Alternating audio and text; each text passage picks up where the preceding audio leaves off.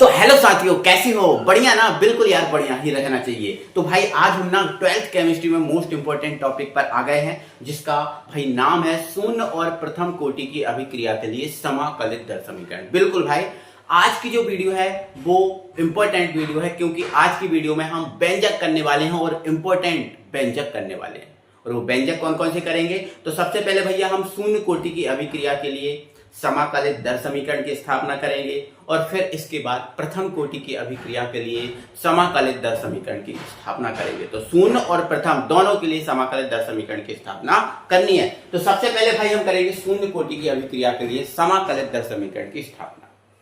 अब भाई शून्य कोटि की अभिक्रिया के लिए समाकलित दर समीकरण की स्थापना, भाई शून्य कोटि की अभिक्रिया लेना है, उसका समाकलन करना है, और समाकलन करने के बाद आपको जो है ना के का सूत्र निकालना है। समझ रहे हो आप? क्या समझ रहे हो? शून्य कोटि की अभिक्रिया लेना है, उसका समाकलन करना है, और समाकलन करने के बाद जो के का फॉर्मूला निकलेगा, के की वैल्यू आएगी, वही आपका समाकलित दर समीकरण कहलाएगा, है ना।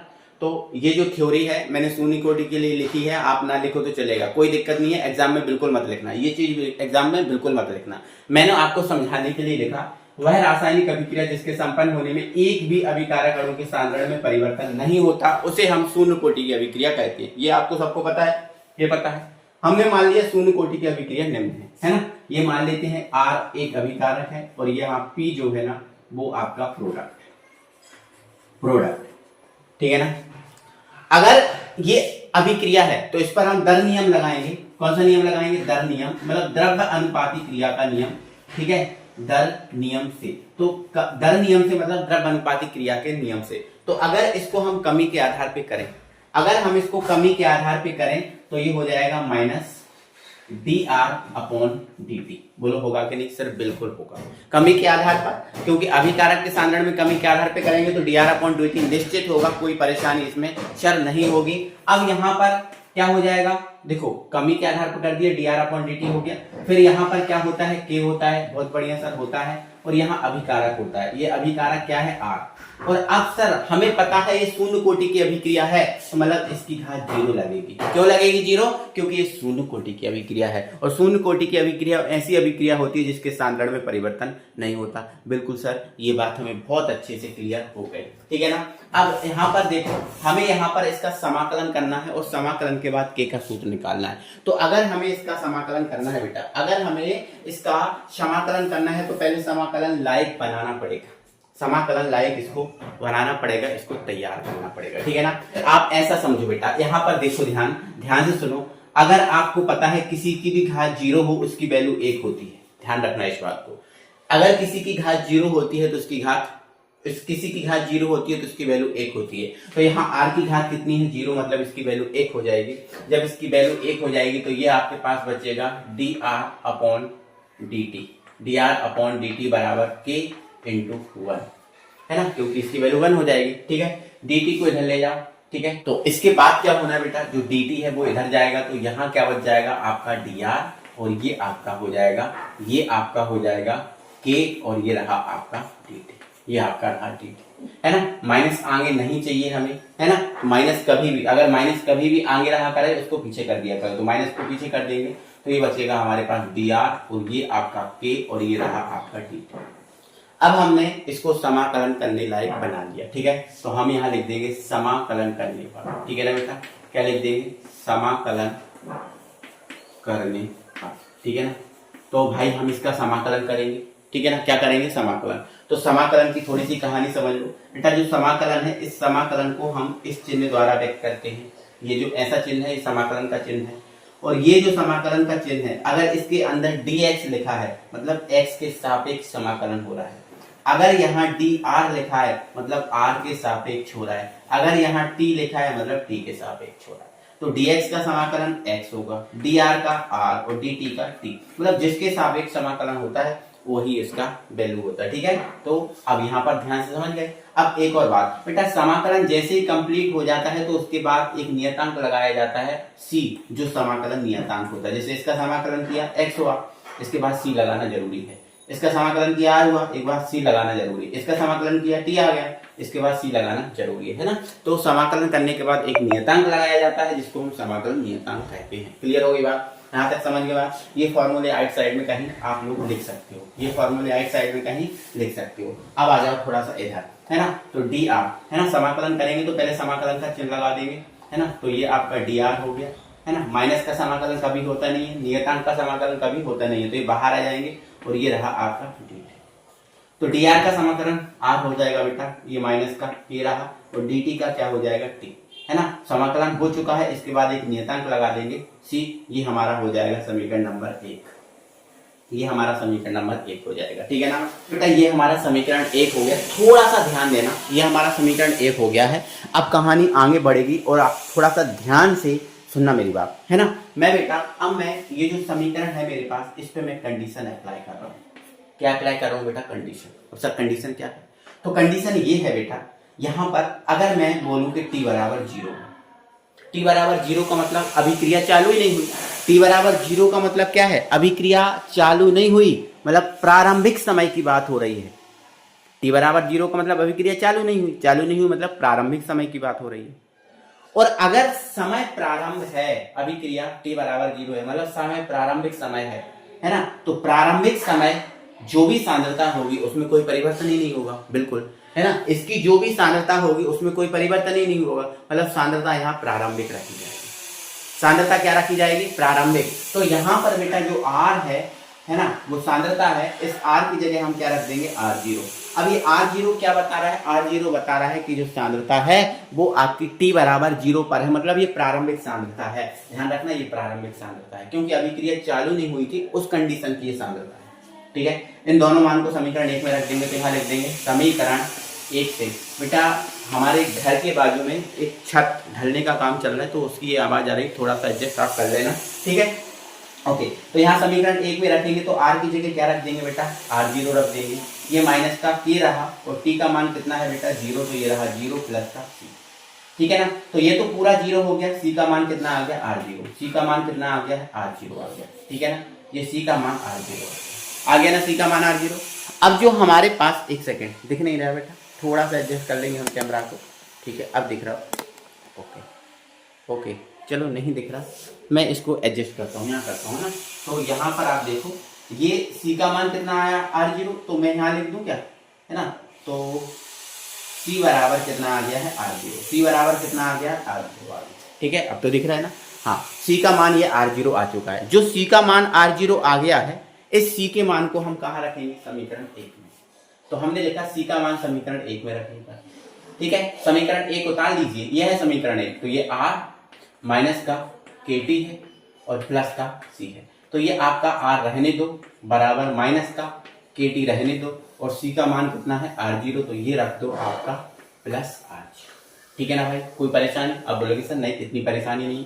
इस R0 को इस तरफ ले जाओ, या फिर एक काम कीजिए ना बेटा, एक काम कीजिए, जो kt है इसको आप इस तरफ ले जाओ, माइनस का है प्लस का हो जाएगा, और r को आप इस तरफ ले जाओ। जब kt इस तरफ गया तो माइनस का kt था, वो प्लस का kt हो गया। काय का हो गया बेटा? प्लस का हो गया, है ना, माइनस का प्लस का हो गया। अब इस तरफ कौन है? R0 है। अब ये इस तरफ जाएगा तो ये क्या होगा? R होगा। बोलो बात क्लियर है कि नहीं? आप बोलोगे हाँ सर क्लियर है। ठीक है ना, हाँ सर क्लियर है। तो ये आपका R0, ये आपका क्या हो गया बेटा? R0 माइनस का R, kt बराबर माइनस का R0 R। हमें यहाँ k की वैल्यू निकालनी है। अगर k की वैल्यू निकालेंगे तो ये R0 माइनस का R अपॉन में क्या जाएगा? t आ जाएगा। क्या जाएगा? t आ जाएगा। यही हमारा शून्य कोटि की अभिक्रिया के लिए समाकलित दर समीकरण है। ठीक है ना। बट ये वाला जो समीकरण है आपके जो पेपर है या फिर कॉपी है उसमें यूज नहीं होगा, या फिर न्यूमेरिकल में ये डायरेक्ट यूज नहीं होगा। तो फिर सर कैसे होगा? तो आप यहाँ ध्यान से सुनो। यहाँ पर बेटा जो R0 है वो प्रारंभिक सांद्रता है। R0 कौन सी सांद्रता है बेटा? आप बोलोगे सर प्रारंभिक सांद्रता है। R क्या है? तो आप बोलोगे R सर अंतिम सांद्रता है। यहाँ पर मेरी बात थोड़ी सी ध्यान रखना कि यहाँ जो आप लिख लो चाहो तो, देखो जगह नहीं है मैं इसलिए नहीं लिख रहा हूँ। ये जो R0 इज इक्वल टू प्रारंभिक सांद्रता और R इज इक्वल टू अंतिम सांद्रता। अब बताओ ये कौन सी कोटि की अभिक्रिया है? आप बोलोगे सर शून्य कोटि की अभिक्रिया है। तो बताओ शून्य कोटि की अभिक्रिया में अभिकारक के सांद्रण में परिवर्तन होता है? शून्य कोटि की अभिक्रिया में अभिकारक के सांद्रण में परिवर्तन होता है? आप बोलोगे सर नहीं होता। अब नहीं होता तो अंतिम सांद्रता आपको मिलेगी क्या? नहीं मिलेगी। जो प्रारंभिक है वही मिलेगी, अंतिम मिलेगी नहीं, क्योंकि सांद्रण में परिवर्तन हो ही नहीं रहा। जो प्रारंभिक है वही अंतिम है, ठीक है ना? है कि नहीं? बिल्कुल। आप बोलोगे सर बिल्कुल है, ठीक है। तो मैं यहाँ पर एक बात लिख रहा हूँ, यदि प्रारंभिक सांद्रता, देखो कम जगह है इसलिए एडजस्ट कर रहा हूँ, यदि प्रारंभिक सांद्रता R0 इज इक्वल टू ए है, तब प्रारंभिक सांद्रता R0 इज इक्वल टू ए है तब, तो K बराबर क्या हो जाएगा? आप बोलोगे R0 का मान सर A रख देना। अब ये अंतिम सांद्रता R है, इसका मान क्या होगा? 0 होगा। सर क्यों होगा 0? क्योंकि भाई ये शून्य कोटि की अभिक्रिया है जिसके सांद्रण में परिवर्तन होता ही नहीं है। अब सांद्रण में परिवर्तन नहीं होता तो अंतिम सांद्रता तो आपको 0 ही मिलेगी ना भाई, क्योंकि सांद्रण में परिवर्तन हो नहीं रहा। बटे में क्या है? T है ना? तो या तो आपका ये हो जाएगा, या फिर आप बोल सकते हो K बराबर A में से 0 जाएगा, A ही बचेगा। तो डायरेक्ट यहाँ पर मैं लिख देता हूँ, जगह नहीं है, तो K बराबर क्या हो जाएगा? AT हो जाएगा। K बराबर A अपॉन T, है ना? अब A कौन सी सांद्रता है? तो प्रारंभिक सांद्रता है। तो ये शून्य कोटि की अभिक्रिया के लिए समाकलित दर समीकरण की स्थापना हुई। मुझे उम्मीद है मेरे सभी डियर साथियों को अच्छे से एंड बहुत अच्छे से ये बात समझ में आ गई होगी, सभी को समझ में आ गई होगी एंड बहुत अच्छे से समझ में आ भी गई होगी, ठीक है ना? कोई परेशानी है बेटा? नहीं सर, कोई दिक्कत नहीं, कोई परेशानी नहीं, है ना? तो जरा वीडियो को एक बार लाइक तो कर दो, है ना? लाइक कर दो, वीडियो को शेयर कर दो, ठीक है ना बेटा? चलो ध्यान देना, इस फॉर्मूले को और इस फॉर्मूले को याद रखना। ये फॉर्मूला अपन के लिए काम आएगा और ये फॉर्मूला कभी काम आ सकता है, तो इसको भी आपको ध्यान रखना है, ठीक है ना? चलो आ जाओ, अब हम करते हैं प्रथम कोटि की अभिक्रिया के लिए समाकलित दर समीकरण। थोड़ा इससे बड़ा रहेगा, तो बेटा मैंने इसी में थोड़ा सा एडजस्ट कर दिया है प्रथम कोटि के लिए। तो वह रासायनिक अभिक्रिया जिसके संपन्न होने में एक अभिकारक अणु के सांद्रण में परिवर्तन होता है, प्रथम कोटि की अभिक्रिया कहलाती है। ये थ्योरी आप लिखो या न लिखो कोई फर्क नहीं पड़ता, ना लिखोगे कोई दिक्कत नहीं, ठीक है ना? आप यहाँ से जरूर लिखना। माना प्रथम कोटि की अभिक्रिया निम्न है। अब हम इसको प्रथम कोटि की अभिक्रिया मान रहे हैं, मतलब इसके सांद्रण में परिवर्तन होगा, निश्चित तौर से होगा, है ना? और ये प्रोडक्ट बन रहा है। अगर हम इस पर दर नियम लगाएंगे, सांद्रता को हम ए मान रहे हैं, तो कमी के आधार पर अगर कमी के आधार पर भी हम इसको करते हैं तो ये हो जाएगा माइनस dr अपॉन dt और बराबर के, और ये जो r है इस r की घात कितनी आएगी? 1, क्योंकि प्रथम कोटि की है तो घात 1 लगेगी, सांद्रण में परिवर्तन मान रहा है, ठीक है ना? चलो अब इसको थोड़ा सा हम सुधार करते हैं, और ये जो r है अगर किसी की घात 1 होती है तो उसका कोई मीन्स ही नहीं होता, वो तो आपका r ही रहेगा।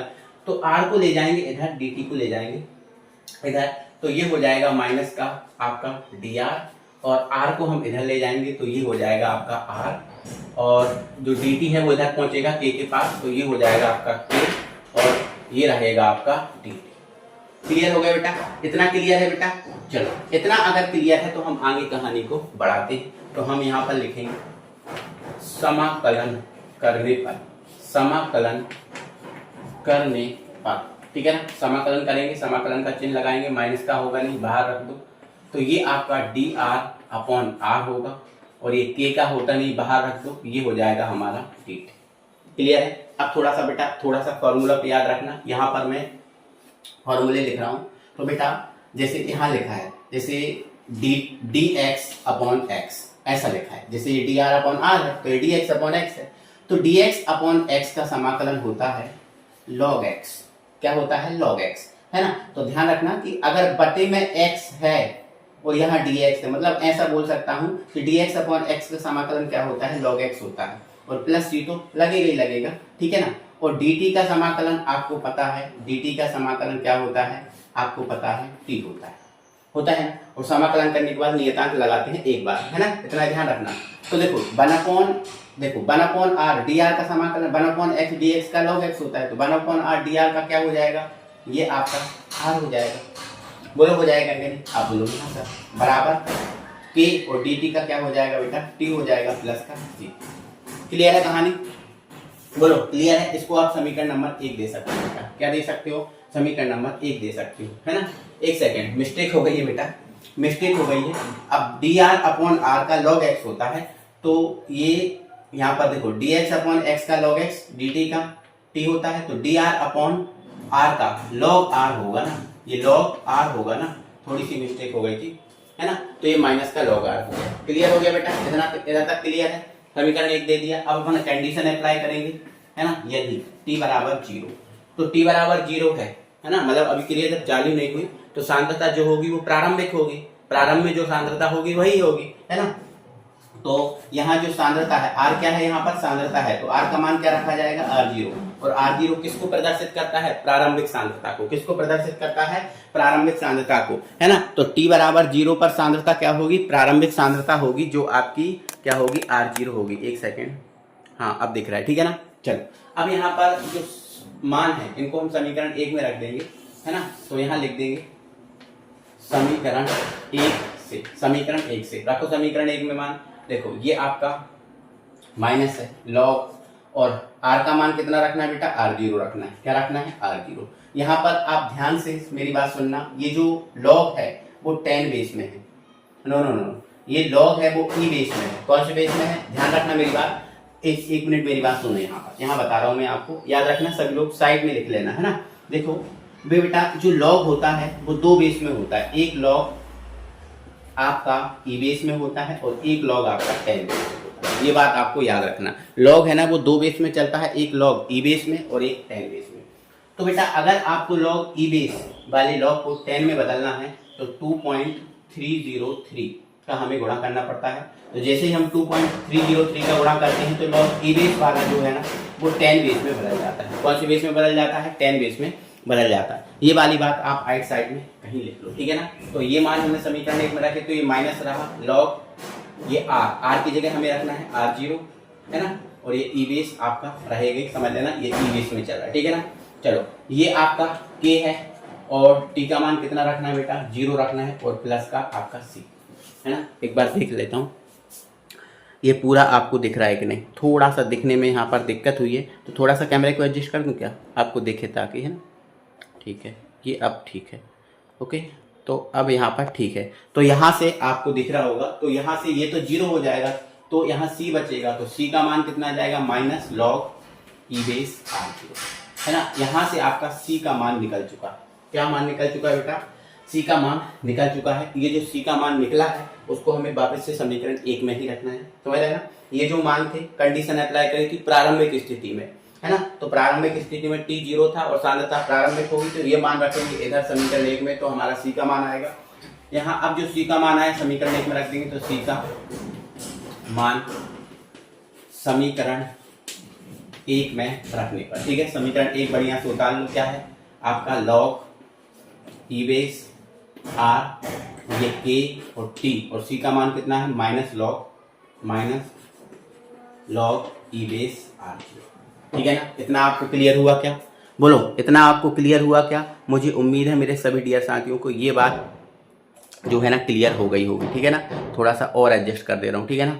चलो ये बात क्लियर हो गई क्या, चलो एक एक स्टेप को अच्छे से ध्यान से समझते जाओ, पूरा आप अच्छे से कंप्लीट कर लोगे, अच्छे से सीख जाओगे, ठीक है ना। आ जाओ बेटा, हम यहाँ से KT का मान निकालेंगे बेटा, तो हम क्या करेंगे, जो लॉग ई बेस R है इसको या फिर ऐसा करो, जो लॉग ई बेस R0 है इसको आप बराबर के इस तरफ ले जाओ, है ना। तो हमारा क्या बचेगा, KT बचेगा, तो ये हमारा KT बचा, ठीक है ना, KT बचा। अब लॉग ई बेस R0 को इस तरफ ले गए तो ये काय का हो गया, प्लस का हो गया, काय का हो गया, माइनस का प्लस का हो जाएगा, ठीक है। तो ये आपका लॉग ई बेस R0 प्लस का हो गया, और ये इस तरफ काय का है, माइनस का ही है ना। तो ये माइनस का लॉग ई बेस R, ठीक है ना। क्लियर है बात, कोई दिक्कत है, आप बोलोगे सर नहीं इतनी सी दिक्कत नहीं है। अब मेरी बात सुनना ध्यान से, है ना। मैं यहाँ एक फॉर्मूला लगा रहा हूँ बेटा, एक फॉर्मूला यहाँ पर अप्लाई कर रहा हूँ। देखो आपको पता होगा log m/n अगर होता है तो इसका फॉर्मूला होता है log m minus log n, ये फॉर्मूला होता है बेटा, ठीक है ना। तो यहाँ पर अगर ये फॉर्मूला देखो, ये भी तो आपका log में ही है, माइनस में लिखा है, तो अगर m की जगह R0 है, n की जगह R है, अगर ये फॉर्मूला अप्लाई करूंगा तो बेटा मैं थोड़ा सा कंजेस्ट ज्यादा नहीं कर रहा हूँ, मैं इसको मिटा दे रहा हूँ, है ना। थोड़ा सा अच्छे से समझ में आ ही जाएगा आपको, ठीक है ना। चलो इसको मैं हटाता हूँ पहले। देखो बेटा ये फॉर्मूला जो है ना मैं अप्लाई करूंगा, तो ये आपका क्या है, KT है, बढ़िया है, KT चलने दो बराबर, ये फॉर्मूला अप्लाई होगा तो ये हो जाएगा log ई बेस, और ये ऊपर हमारा देखो m/n होता है, तो m की जगह R0 है, तो R0 आपका ऊपर रहेगा, और ये जो है ना n की जगह क्या है, R है, तो ये R रहेगा आपका नीचे, ठीक है ना। तो ये आपकी कहानी बन गई है। है ना। ये आपकी कहानी बन गई क्या, आप बोलोगे हाँ सर, है ना। अब बेटा जो लॉग ई बेस है ना, इसको 10 में बदलेंगे, क्योंकि केमिस्ट्री में जो लॉग है वो 10 में चलता है, ई में नहीं चलता, 10 में चलता है ना। तो यहां पर लिख देना, यहां लिख देना, किंतु लॉग ई बराबर होता है 2.303 लॉग 10, है ना। तो लॉग ई बेस को 10 में बदल देंगे, तो ये हमारा के टी बराबर हो जाएगा 2.303, ठीक है ना। और ये हमारा लॉग 10, ये हमारा R0 अपॉन में R। क्लियर है बात। अब यहाँ पर हमें समाकलित दर समीकरण निकालना है, मतलब हमें k की वैल्यू निकालनी है। किसकी, k की। तो k की वैल्यू निकालेंगे तो k बराबर हो जाएगा 2.303 अपॉन में क्या हो जाएगा, t आ जाएगा, है ना। और ये log 10, ये R0 माइनस R, ठीक है ना। अब यहाँ पर मेरी बात सुनो थोड़ी सी ध्यान से, यहाँ पर मेरी बात सुनो थोड़ी सी ध्यान से, है ना। अब मुझे बताओ R0 क्या है, आप बोलोगे प्रारंभिक सांद्रता। अब बताओ R क्या है, आप बोलोगे सर सांद्रता में परिवर्तन, सांद्रण में परिवर्तन, मतलब ये अंतिम सांद्रता है। ये प्रारंभिक है और ये क्या है, अंतिम। ये प्रारंभिक है और ये क्या है, अंतिम है ना, ठीक है ना। तो अब अंतिम सांद्रता है, और देखो प्रथम कोटि की अभिक्रिया है तो सांद्रण में परिवर्तन तो निश्चित है, होगा ही, ठीक है। तो यहां पर मैं एक लाइन लिखता हूं, यदि प्रारंभिक सांद्रता, यदि प्रारंभिक सांद्रता बराबर R0, प्रारंभिक सांद्रता बराबर R0 तथा R0, प्रारंभिक सांद्रता क्या है, R0, और R0 को मैं A मान लूं क्या। यदि मैं प्रारंभिक सांद्रता को A मान सकता हूं क्या, बोलो मान सकता हूं, बिल्कुल सर मान सकते, कोई दिक्कत नहीं, है ना। तो यहाँ जो प्रारंभिक सांद्रता है R0, उसको मैंने A मान के चला। देखो ये फॉर्मूला, ये जो समीकरण है आपको याद रखना है। मैं एक और समीकरण बता रहा हूँ जो आपको डायरेक्टली काम आएगा, इसको तो और बनाना पड़ेगा, लेकिन ये जो समीकरण है वो डायरेक्टली काम आएगा। तो मैंने यहाँ लिखा, यदि प्रारंभिक सांद्रता R0 है और R0 को हमने A माना, है ना, तथा अंतिम सांद्रता बराबर क्या है, R है, और R को देखो, अंतिम सांद्रता क्या है, R, है ना, और R को मैं मान रहा हूं A माइनस एक्स। क्या मान रहा हूं, A माइनस एक्स, है ना। A प्रारंभिक सांद्रता है और ये जो है ना x सांद्रण में परिवर्तन है ना। तो प्रारंभिक सांद्रता और सांद्रण में परिवर्तन का ये अंतिम अंतर है, यही आपका अंतिम सांद्रता कहलाएगा, ठीक है ना। ये प्रारंभिक है और ये जो है ना सांद्रण में परिवर्तन है। तो प्रारंभिक में से इस सांद्रण में परिवर्तन को हम घटा देंगे तो ये आपका अंतिम सांद्रता मिल जाएगी, ठीक है ना। तो x कौन सी सांद्रता है, प्रारंभिक, और x क्या है, सांद्रण में परिवर्तन। तो प्रारंभिक में से सांद्रण में परिवर्तन को घटा देंगे तो हमें r मिल जाएगा, ठीक है ना। तो r की जगह a माइनस एक्स रखेंगे, है ना। एक मिनट, हाँ थोड़ा सा दिख नहीं रहा है ना, एडजस्ट हो जाएगा, बट यहाँ कर देंगे हम एडजस्ट, ठीक है ना। चलो यहाँ कर दे रहा है हमें एडजस्ट, ठीक है, यहाँ, है ना। तो ये मान वैल्यू रखेंगे तो देखो ये तो हमारा k रहा, है ना, और ये 2.303 अपॉन में क्या है, t है ना, और ये आपका क्या है, log 10, ठीक है ना। और r की जगह क्या रखना है, a रखना है, और इस R0 की जगह a रखना है, और r की जगह रख दिया a माइनस का x। ये देखो माइनस इसमें लगा है, वो आप देख लेना, आप, है ना, एडजस्ट कर लेना, ठीक है। तो ये ब्रैकेट लगा दिया, तो ये फाइनल जो है ना आपका समीकरण आ गया। तो ये आपके लिए मोस्ट इंपोर्टेंट है। अगर मैं आपसे पूछूं कि प्रथम कोटि की अभिक्रिया के लिए सांद्रण समाकलित दर समीकरण क्या है, तो आपको इसको बताना है। और शून्य के लिए पूछूं तो आपको क्या बताना है, k बराबर a अपॉन टी। ये दो याद रखना, इनसे हेल्प होगी, और इनसे ही हम जो है ना आगे की जो है ना क्वेश्चन करेंगे, व्यंजक करेंगे, इनकी हेल्प से, इसकी और इसकी हेल्प, ठीक है। ये आपका क्या है, प्रारंभिक सांद्रता, और x क्या है, सांद्रण में परिवर्तन। ये ध्यान रखना है, a क्या है, प्रारंभिक सांद्रता, x क्या है, सांद्रण में परिवर्तन। तो प्रारंभिक सांद्रता में से सांद्रण में परिवर्तन घटा देंगे तो अंतिम सांद्रता आपको मिल जाएगी, ठीक है। तो ये आपका फाइनली व्यंजक हो गया, इसका जो माइनस है मैंने हटा दिया था, ठीक है। तो अब आप समझ गए होंगे ओवरऑल, है ना, एक एक स्टेप कराया है, कोई दिक्कत नहीं हुई, ठीक है। मुझे उम्मीद है मेरे सभी डियर साथियों को ये बात समझ में आ गई होगी। तो ये हमारे दोनों व्यंजक कंप्लीट होते हैं, और कल का टॉपिक है हमारा अर्ध आयुकाल, उस पर हम बात करेंगे। तो ज़्यादा से ज़्यादा वीडियो को लाइक करो, शेयर करो। मिलेंगे अगली वीडियो में, बाय बाय।